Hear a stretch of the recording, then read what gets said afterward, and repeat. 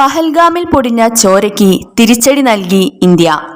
പാകിസ്ഥാൻ ബന്ധം ഭീകരാക്രമണത്തിനു പിന്നിലുണ്ടെന്ന് പ്രധാനമന്ത്രി നരേന്ദ്രമോദിയുടെ അധ്യക്ഷതയിൽ ചേർന്ന ക്യാബിനറ്റ് സുരക്ഷാ സമിതി യോഗം വിലയിരുത്തുകയുണ്ടായി.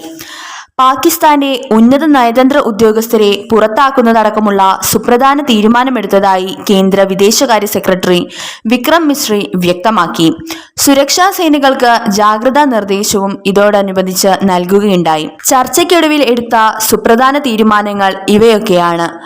ഭീകരപ്രവർത്തനം അവസാനിപ്പിക്കും വരെ 1960 സിന്ധു നദീജല കരാർ മരവിപ്പിക്കും. സാർക്ക് വിസയിളവ് അനുസരിച്ച് ഇന്ത്യയിൽ സഞ്ചരിക്കാൻ പാകിസ്ഥാൻ പൗരരെ അനുവദിക്കില്ല. ഇന്ത്യയിലുള്ളവർ 48 മണിക്കൂറിനകം രാജ്യം വിടണം. മുൻപ് അനുവദിച്ച വിസ റദ്ദാക്കും. അമൃത്സറിലെ വാഗ അട്ടാരി അതിർത്തി അടച്ചിടും.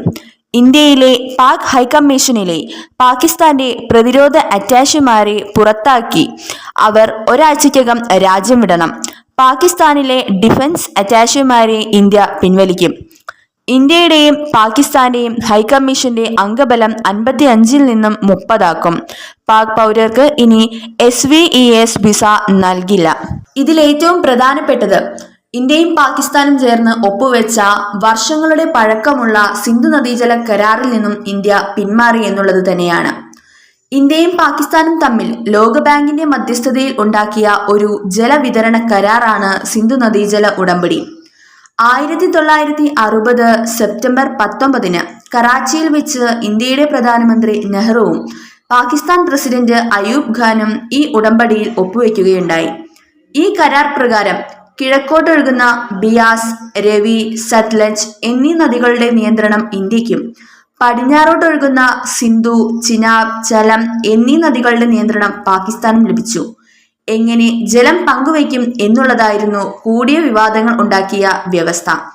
പാകിസ്ഥാനിലേക്ക് ഒഴുകുന്ന നദികൾ ആദ്യം ഇന്ത്യയിൽ കൂടി ഒഴുകുന്നതിനാൽ അതിലെ ജലം ജലസേചനത്തിനും യാത്രയ്ക്കും വൈദ്യുതോൽപാദനത്തിനും ഇന്ത്യക്ക് ഉപയോഗിക്കുവാൻ വ്യവസ്ഥകൾ ഉണ്ടായിരുന്നു.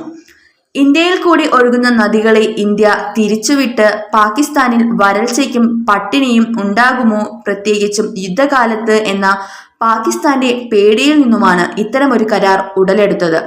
1960 ഈ കരാർ അംഗീകരിച്ചതിനു ശേഷം വെള്ളത്തിനായി ഇന്ത്യയും പാകിസ്ഥാനും യുദ്ധമുണ്ടായിട്ടില്ല.